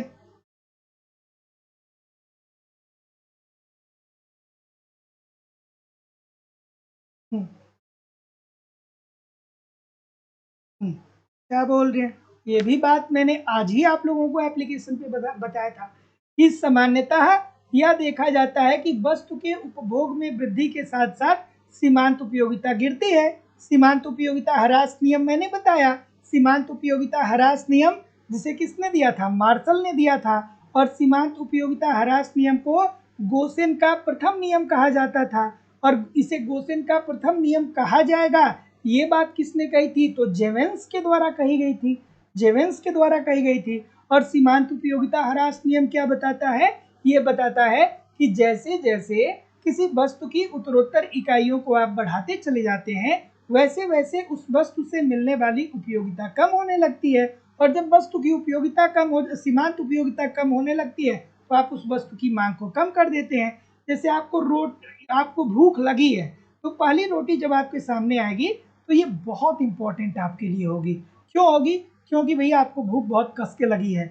वहीं दूसरे नंबर की जब रोटी आएगी तो वो कम महत्वपूर्ण होगी। क्यों महत्वपूर्ण होगी? क्योंकि एक रोटी का आपने उपभोग करके अब थोड़ी बहुत संतुष्टि को प्राप्त कर लिया है। उसी तरीके से जब तीसरे नंबर की रोटी आएगी तो आपको अब ये पहली और दूसरी रोटी के मुकाबले कम उपयोगिता देगी। और एक समय ऐसा आएगा जब 2, 4, 6, 8, 10 अपनी कैपेसिटी के अनुसार आप रोटी का उपभोग मैक्सिमम कर चुके होंगे, तो कहेंगे कि भैया अब हमको रोटी नहीं चाहिए, अर्थात आप अपने मांग में क्या कर देंगे? कमी कर देंगे। अर्थात सामान्यतः ये देखा जाता है कि वस्तु की उपभोग में जब वृद्धि होती है तो उपभोग में वृद्धि के साथ साथ वस्तु की सीमांत उपयोगिता में कमी आती है। अगला, कि वस्तु की मात्रा जिसे एक उपभोक्ता द्वारा दिए गए वस्तु के मूल्यों और आय पर खर्च करने के लिए इच्छुक एवं समर्थ है, उसे क्या कहा जाता है? ये भी बात एप्लीकेशन पे 2 दिन पहले मैंने बताया। जो लोग ज्वाइन किए होंगे उनको पता होगा। हालांकि ये बच्चों वाला प्रश्न है भी। ठीक है, अब देखिए मैं आप लोगों को बताता हूं कि अगर जो आप किसी वस्तु की मांग को कर रहे हैं ना, तो कोई वस्तु आपकी मांग होगी, इसके लिए 3 बातों का होना बड़ी जरूरी है। पहली बात तो ये होना चाहिए कि उस वस्तु को खरीदने की इच्छा आपके पास होनी चाहिए। इच्छा मतलब कि हमको ये खरीदना है। दूसरा, उस वस्तु को खरीदने के लिए जितना पैसा चाहिए उतना आपके पास होना चाहिए, अर्थात आपके पास क्रय शक्ति भी होनी चाहिए। और तीसरा क्या होना चाहिए? तत्परता। तत्परता अर्थात पैसा लेकर के आप जाइए और उस वस्तु को खरीद करके ले आइए, तभी जा करके हम कहेंगे कि वस्तु की आप मांग कर रहे हैं। अगर जो हम आपसे ये कहें कि आप हेलीकॉप्टर खरीदेंगे, आप एरोप्लेन खरीदेंगे, तो इच्छा तो सबकी होगी कि एरोप्लेन हमारा हो जाए, यहाँ से सीधे बैठेंगे ब्रिटेन चले जाएंगे, अमेरिका चले जाएंगे, कनाडा चले जाएंगे। इच्छा सबकी होगी हेलीकॉप्टर बैठेगा, हेलीकॉप्टर रहेगा तो सीधे हेलीकॉप्टर से लैंड कर जाएंगे उत्तराखंड, है कि नहीं है?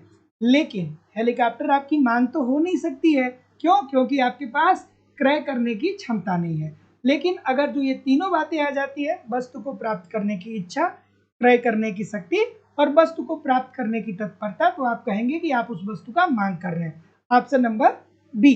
अगला, कि किसी वस्तु की मांग उस वस्तु की कीमत के अतिरिक्त किन बातों पर निर्भर करती है?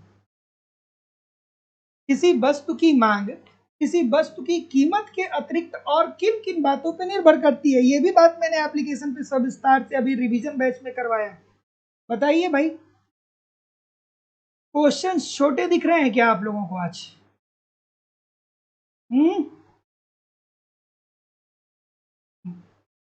बोलिए, क्या उत्तर आ रहा है? अच्छा है, डी बोल रहे हैं सभी लोग,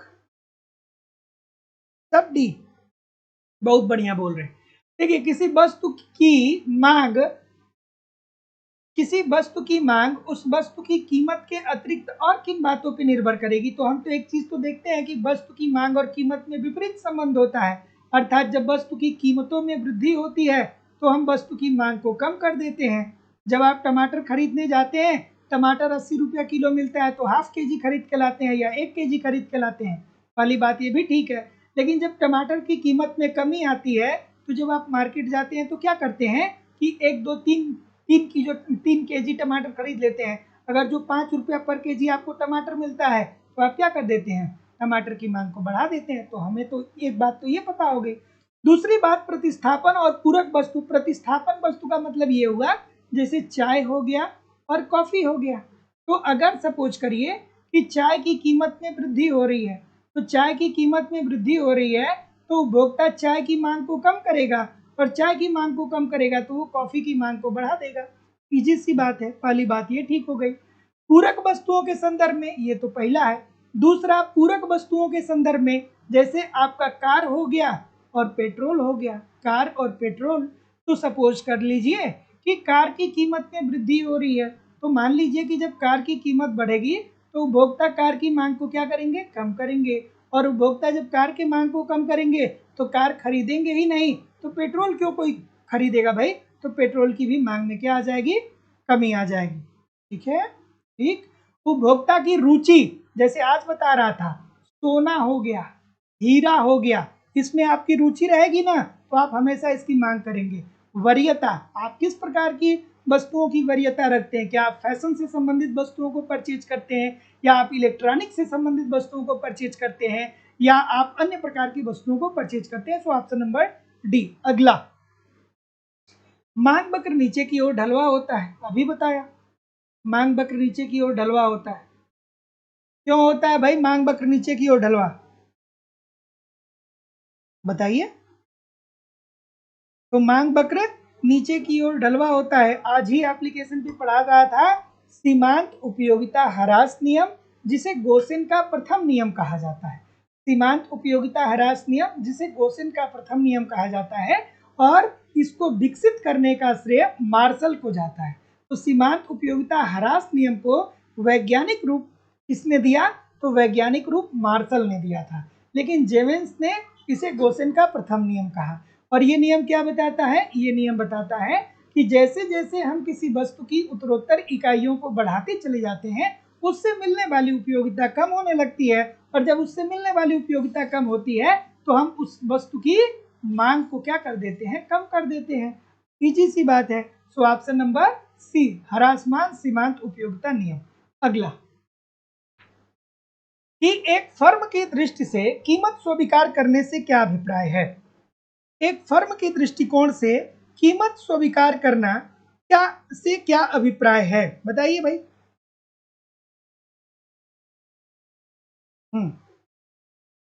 तो इजी सी बात है, अब आपको क्या याद आना चाहिए कि सर जी एक फर्म जो होता है ना, वो कीमत स्वीकारक कहाँ पे होता है, एक फर्म कीमत को स्वीकार करने वाला कहाँ पे होता है, तो पूर्ण प्रतियोगिता के अंतर्गत होता है। पूर्ण प्रतियोगिता, और पूर्ण प्रतियोगिता क्या होती है, पूर्ण प्रतियोगिता बाजार की एक ऐसी स्थिति होती है जहाँ पे बहुत सारे क्रेता होते हैं, बहुत सारे विक्रेता होते हैं, समरूप वस्तुओं का उत्पादन होता है, क्रेता और विक्रेता सबको बाजार का ज्ञान होता है, और मांग और पूर्ति की शक्तियों के आधार पे कीमतों का निर्धारण उद्योग करता है। मांग और पूर्ति की शक्ति के आधार पे कीमत का निर्धारण एक उद्योग करेगा, और उद्योग ने जो कीमत का निर्धारण किया है, इसी कीमत पर एक व्यक्तिगत फर्म चाहे जिस क्वांटिटी में भी अपनी वस्तु को बेचना चाहे बेच सकती हैं। तो ऑप्शन नंबर क्या आ रहा है, तो जितने लोग भी क्या बोल रहे हैं भाई, सी बोल रहे हैं ना। तो देखिए, एक कीमत स्वीकारक फर्म यदि बाजार कीमत स्तर से ऊपर एक कीमत निर्धारित करती है, तो यह जिस कीमत मात्रा का उत्पादन करती है, उसे बेचने में असमर्थ हो जाएगी। तो बात तो यही ठीक होगा ना, सी। कई सारे लोग डी बोल रहे हैं, कई सारे लोग ए बोल रहे हैं। अरे भाई क्यों डी और क्यों ए बोल रहे हो, दिमाग कहाँ चला गया है, दिमाग कहाँ गया। यही तो मैं बता रहा हूं कि पूर्ण प्रतियोगिता के अंतर्गत जो फर्म होती है, पूर्ण प्रतियोगिता आप लोग गलत इसलिए कर रहे हैं क्योंकि आपको प्रॉपर्टीज नहीं याद है।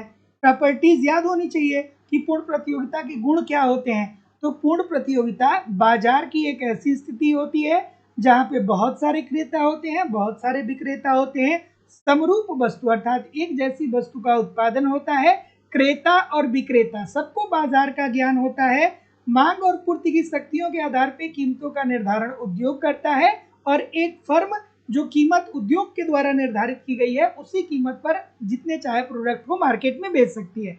जैसे कि मैं आपको बताऊं, उदाहरण के तौर पे गेहूं की मंडी, गेहूं की मंडी में आप जाइए, तो जब गेहूं की मंडी में आप जाएंगे तो आपको पता है कि गेहूं जो है वो 30 रुपये से लेकर के 60 रुपये या 100 रुपये के बीच में प्रति किलो मिल जाएगा, चाहे वो किसी भी क्वालिटी का होगा। अब अगर जो कोई आपसे ये कहे कि 1 केजी गेहूं के लिए हम आपसे 1000 रुपये लेंगे, तो आप उससे खरीदेंगे, नहीं खरीदेंगे ना। तो अगर जो कोई उत्पादक अपने प्रोडक्ट को बढ़ा करके बेच रहा है, कीमत को बढ़ा करके बेच रहा है, तो उसे खरीदार ही नहीं मिलेगा। अर्थात वो बेचने में असमर्थ हो जाएगा। अगला कि एक क्रेता की दृष्टि से वह किस कीमत को स्वीकार करता है। एक क्रेता की दृष्टि से आप किस कीमत को स्वीकार करते हैं। ऐसे क्रेता आप मार्केट करने जाते हैं ना, बार्गेनिंग भी करते हैं, लड़कियां ज्यादा करती हैं ठीक है, तो एज अ क्रेता जब आप मार्केट में जाते हैं तो बार्गेनिंग करते हैं, कहते हैं भैया हमको कम में दे दीजिए, हमारे पास पैसा नहीं है। हैं, जो समस्या नहीं होती है वो समस्या भी बता के चले आते हैं क्या उत्तर आ रहा है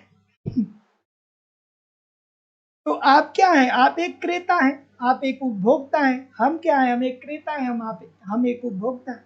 तो उपभोक्ता के तौर पे हम लोग क्या करते हैं, उपभोक्ता के तौर पे हम लोग ये देखते हैं कि भैया जहाँ पे सबसे कम कीमत हो उसी से वस्तु को खरीदेंगे। जैसे आप लोग केला खरीदने जब मार्केट में जाते होंगे तो 2-3 ठेले पे जरूर पूछते होंगे कि भैया कैसे है, 1 दर्जन केला कैसे है, तो बताता होगा 40। तो आप क्या करते हैं, बहुत लोग कहते हैं 35 में दे रहे हैं, तो फिर केला वाला कहता है कि ठीक है ले जाइए, है ना।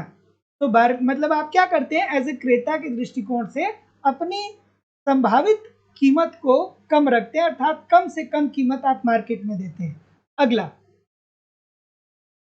अगला प्रश्न है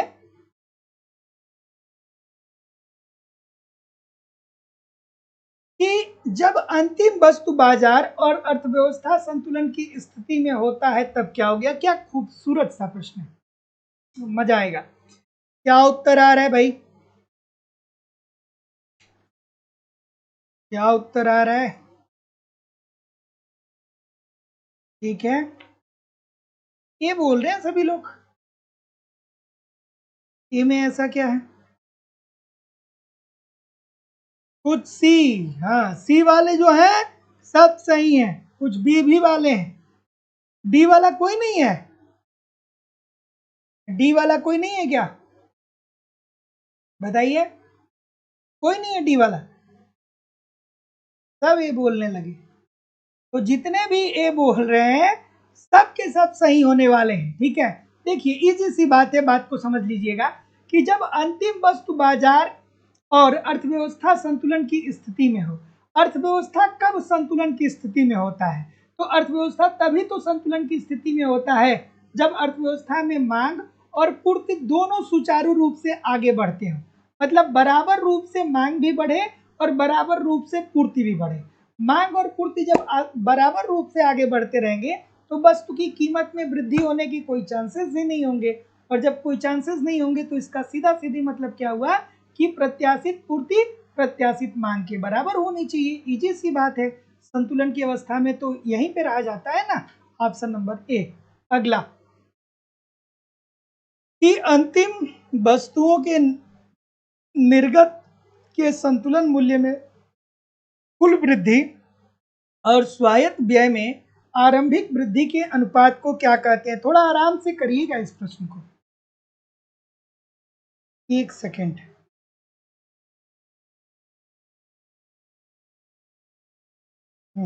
इस प्रश्न का उत्तर करिए।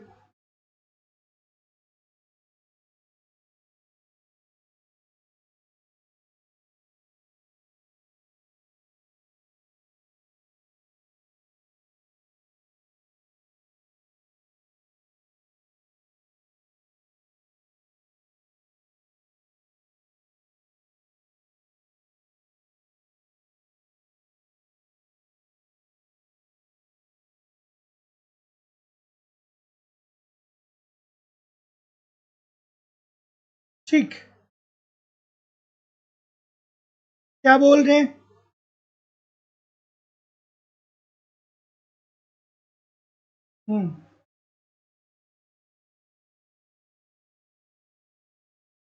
ऑप्शन नंबर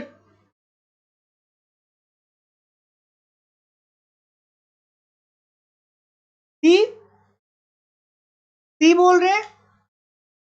तो इसे बोला जाता है निर्गत गुणक। याद रखिएगा ये प्रश्न आप लोगों के लिए नया है, इसे हम लोग क्या बोलते हैं, निर्गत गुणक बोलते हैं।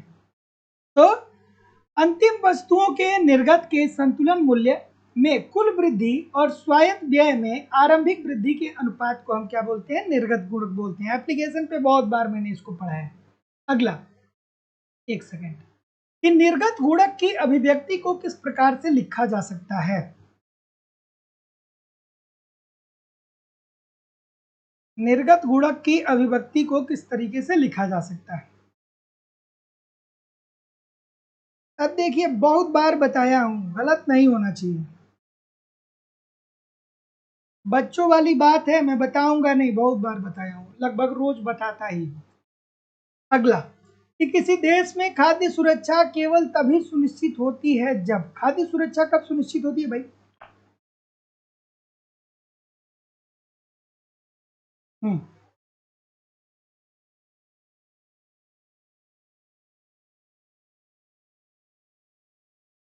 क्या उत्तर आ रहा है?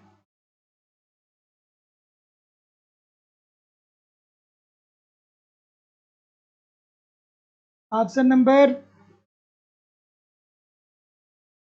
डी बोल रहे हैं। डी? अच्छा भाई, देखिए, किसी देश में खाद्य सुरक्षा केवल तभी सुनिश्चित होती है, आइए पढ़ते हैं, सभी लोगों के पास पर्याप्त खाद्य उपलब्ध हो।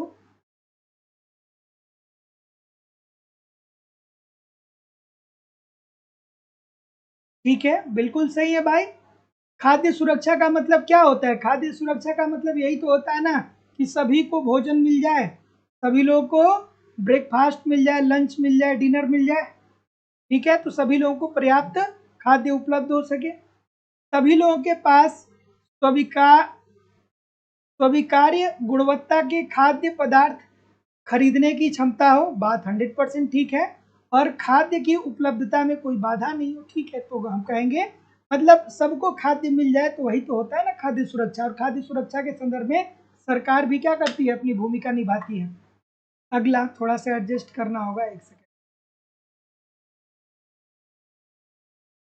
खाद्य सुरक्षा के दृष्टिकोण से निम्नलिखित कथनों पर विचार करिए और विचार करके सही उत्तर का चयन करिए।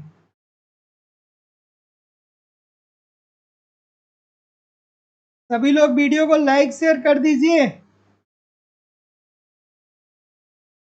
क्या उत्तर आ रहा है? ऑप्शन नंबर, क्या बोल रहे हैं?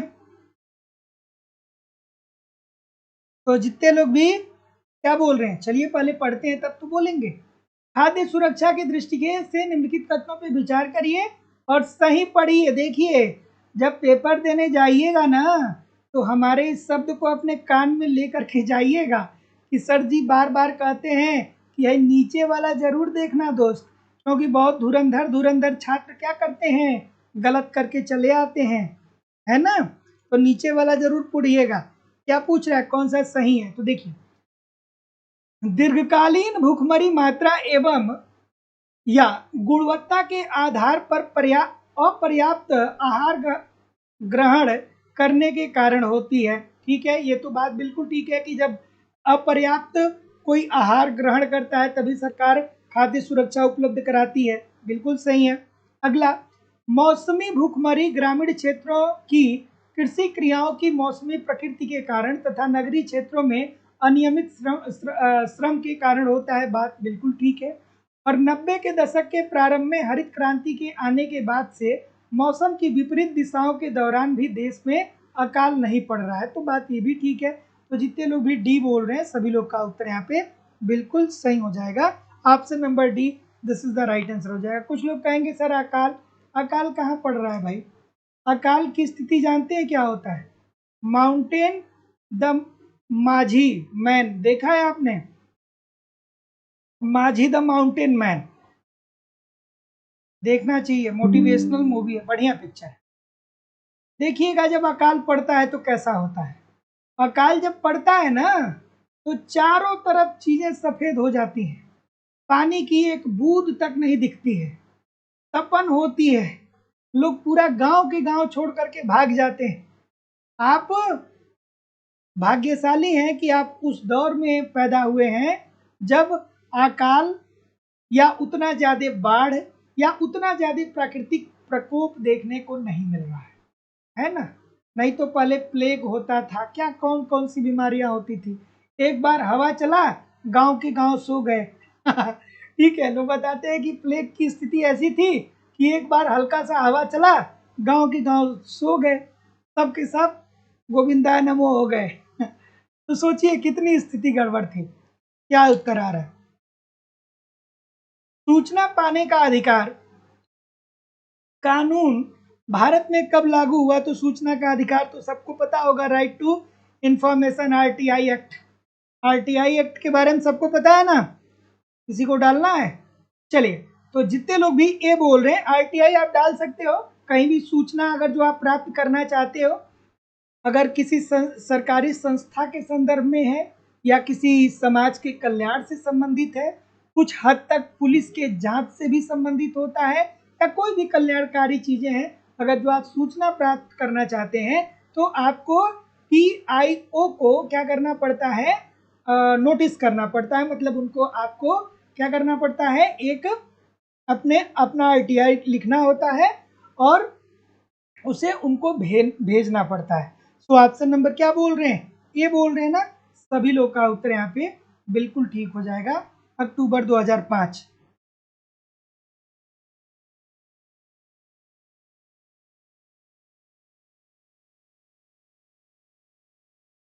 हाँ, क्या हुआ? हाँ, आर्टिकल 19, ठीक है। ठीक, तो कमेंट करके बताइए कितने प्रतिशत प्रश्न सही हुए। और आप लोगों की इकोनॉमिक्स की जो दूसरी क्लास है वो लाइव स्टडी इलाहाबाद के मोबाइल एप्लीकेशन पे होती है, जहाँ पे हम लोग इकोनॉमिक्स के अलग अलग बैच को देखते हैं। अलग अलग बैचेज में आपको आपके सिलेबस के अकॉर्डिंग एक रणनीति के तहत इकोनॉमिक्स के कंप्लीट कंटेंट दिए जा रहे हैं, ताकि कम समय में बेहतर ढंग से आप इकोनॉमिक्स को सीख सकें, समझ सकें और सफलता को सुनिश्चित कर सकें। जैसे कि आपको आपके सिलेबस के अकॉर्डिंग इकोनॉमिक्स की कंप्लीट थियरी पढ़ाई जा रही है। थियरी पढ़ना बहुत ज़रूरी है, हिंदी भाषा में ही मैं पढ़ाता हूँ। एक बार अगर जो हिंदी माध्यम में, या अगर जो आप हिंदी माध्यम के छात्र हैं, एक बार बढ़िया से आप थियरी को पढ़ लेंगे तो मैं निश्चित तौर पे कह सकता हूँ कि बहुत ज़्यादा आपको इधर उधर से कुछ भी कलेक्ट करने की जरूरत नहीं होगी, और सारे कन्फ्यूजन जो होंगे वो आपके दूर हो जाएंगे।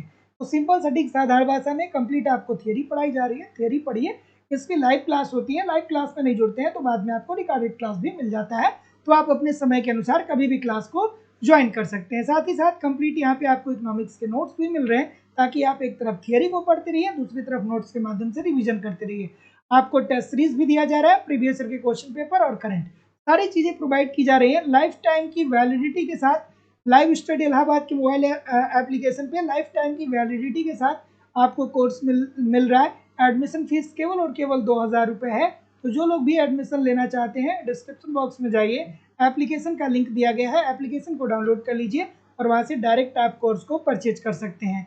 या किसी भी प्रकार की आपकी इंक्वायरी है तो आप मुझे इस नंबर पे कॉल कर सकते हैं या व्हाट्सएप मैसेज भी कर सकते हैं।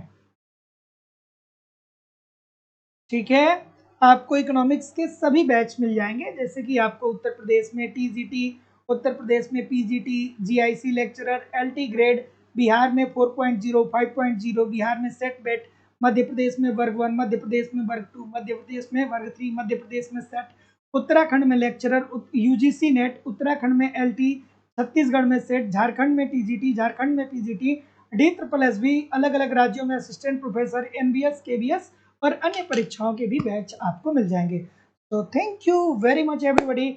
मिलते हैं हम लोग नेक्स्ट क्लास में, कल मिलते हैं दोपहर में अपने अपने बैच में। कल मिलते हैं पहले एप्लीकेशन पे और फिर मिलते हैं शाम को यूट्यूब पे। तब तक के लिए पढ़िए, मेहनत करिए, मस्त रहिए, स्वस्थ रहिए। नमस्कार, धन्यवाद।